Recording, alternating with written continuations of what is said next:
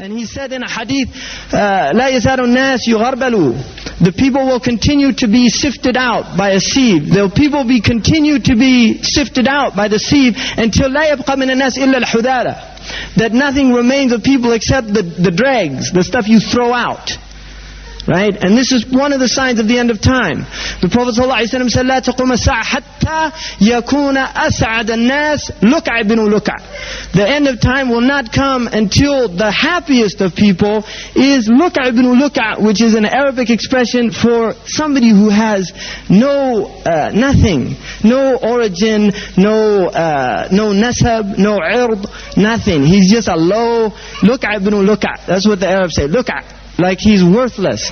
And this would be one of the signs of the end of time, when you have people uneducated prancing about the earth. These rock stars, movie stars, the lowest type dregs of the society, prostitutes and these type of things. They become happy. They become the wealthy people. They become the ones, all these things. This is one of the signs of the end of time. That metal would speak, and these low people would become the rulers.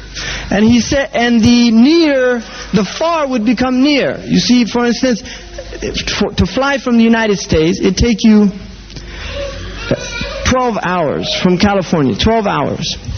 This is a journey that took years, literally years, not that long ago, less than 100 years ago.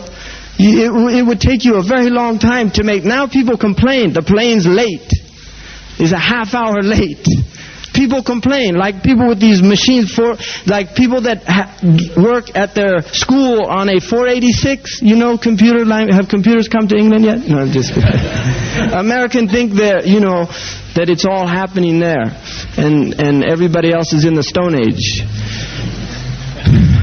And this is the Stone Age. You know, rajim means stoned. Everybody's stoned now, right? But this computer they have is a 486. If they get used to it, they go home and they have a 286, what they call a dinosaur now, right? Because it's like 2 years old or something like that. And then they complain and kick it because it's too slow. Right? I mean, this is the thing. Or the photocopy machine. It used to take people hours to transcribe a piece of paper. Now they kick the photocopy machine because this is all part of the disease of the end of time. There's no sabr. People have lost sabr. So the farness and nearness, the far thing becomes near. You can go now to Mecca from the ends of the earth and be there in a few hours. A trip that people used to take with great difficulty and oftentimes risking their lives. From Morocco they would have to go and pass through some treacherous places where they had brigands, Muslim brigands, right? Quta'a turuq, things like this. Very difficult for people to travel. Now they get on a plane and they go, and it's interesting because Allah's deen by its nature is tamheez, purification. In the old days, they got on a plane, they got on the caravan, and it was a punishment. The whole way of going to Hajj was in preparation. And so people had a very difficult time. When they got there, the Hujjaj, the people living in Mecca used to come out of the city. And they would vie over the Hujjaj to get them to come and stay in their houses. This is the way. So once you got to Mecca, suddenly you were in paradise. People who had, now we see photographs, pictures of Kaaba. People who'd never seen Kaaba. And suddenly they were in Mecca after spending a year on a very arduous journey. And they were in Mecca, and the people of Mecca were embracing them, feeding them, taking care of them. Now, the adab is easy to get there. Once you get there, then all the problems start. You see, it's the opposite now. It's the exact opposite. You spend 4 days in Hajj, and the Muslim, it's unbelievable. The adab, and it just indicates our state as a ummah. The 5 prayers each day indicate the state of the ummah, right, in the community level.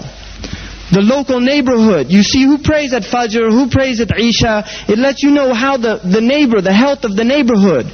And then you see Jumu'ah, lets you know the health of the community, how your community is doing. But Hajj lets you know how the Ummah is doing. It gives you an indication of the entire Ummah of Islam. By the end of Hajj, you're literally walking on a foot of garbage. This is our contribution. a foot of garbage. They used to put garbage can. When I first went on the Hajj, they put garbage, huge garbage can. Nobody would ever use them. So the Saudis, they just said, just forget it. Why waste the time? Now they just come at the end of it with bulldozers and bulldoze all of the garbage. Right? And this is the state. But it's okay, you go to McDonald's now, McDonald's in Mecca. You go to McDonald's, you have your McDonald's hamburger, throw the paper on the ground, right, with the golden arches. And Colonel Sanders outside of Bab Abdul Aziz, both names are problematic. But this is the state of the Ummah. So all of these things are happening, and amazing things. I mean, we're living in fascinating times. There's a Chinese curse, may you live in interesting times. Right? We are living in very interesting times because there's extraordinary change happening in this Ummah. Phenomenal. At rates that become like the computer. It literally boggles the imagination and the mind. So this idea of the second, to get back to it, this idea of Masih ad-Dajjal. The Masih has the idea of the anointed one. The one who was anointed by Allah subhanahu wa ta'ala, the Messiah of the Jewish people, which we believe and confirm is the position of Isa alayhi salam min ulul azmi, and from the great Anbiya and Rusul, that he was given this position to call Bani Israel, the lost sheep. I was only sent for the lost sheep of the tribe of Israel. That sounds like it's a valid piece of the Injil. Wallahu ta'ala a'lam. All of we would call those hadith matruk, hadith mawdu'. We don't know what they are. Like in the science of hadith we have isnad. They don't have isnad for the Injil.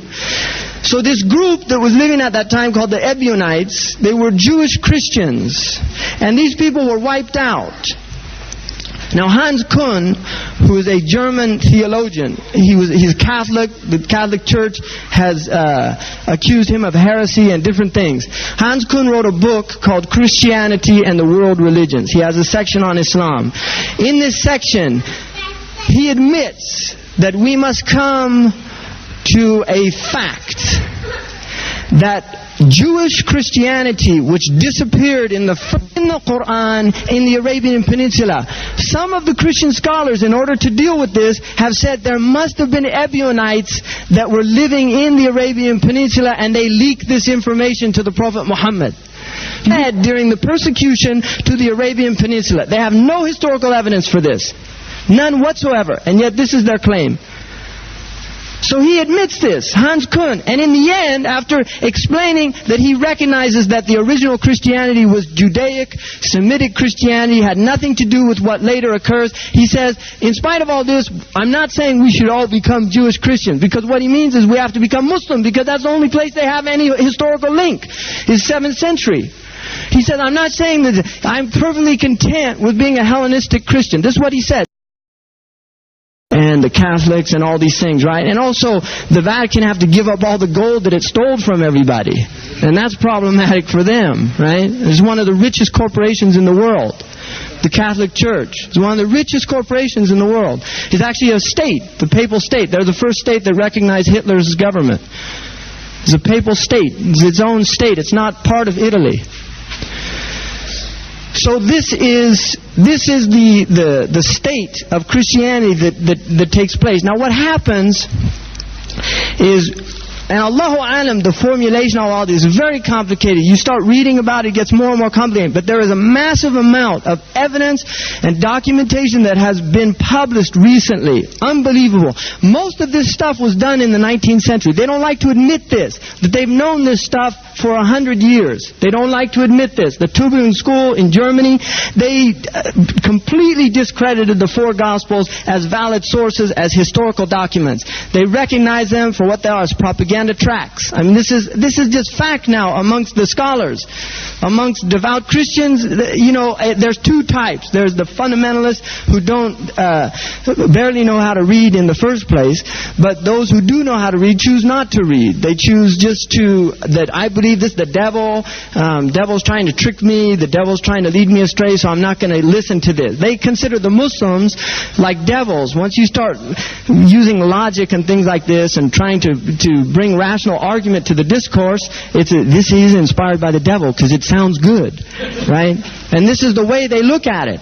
And then there's the intellectual Christian who's in a crisis, so they become Buddhist Christian. They do Zen meditation and have ecumenical, we're all one and peace and love and, Muslims, let's talk about it and, it's all one in the end of the day. This is the other. This is the liberal. You have the right wing and the left wing.